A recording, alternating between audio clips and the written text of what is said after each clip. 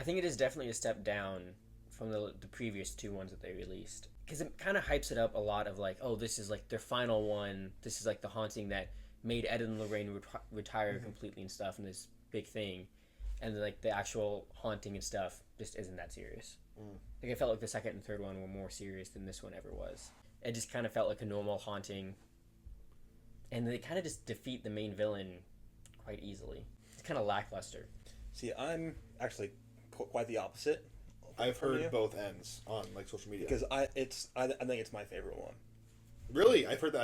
I've heard both people are like, yeah, it's fine. Because maybe the haunting isn't as, I guess, as big as previous ones, but I think they got to a point where there's only so much they can do with the hauntings, and so they leaned quite a bit into like the family aspect of it, which is why I really like the third one so much, because it wasn't a haunting; it was a witch possessing somebody.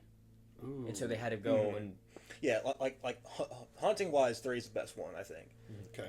But Ed and Lorraine and their daughter Judy, I think that's the best they've been in the series. One issue I had in Conjuring 2, they have a daughter and they're off in London doing this thing. Their daughter lives around this stuff all the time. What is going on in her mind? What is she experiencing?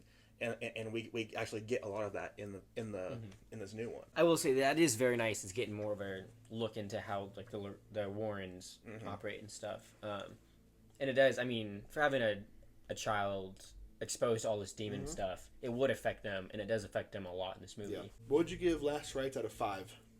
Would you give it? I gave it 2.5. I gave it a 4.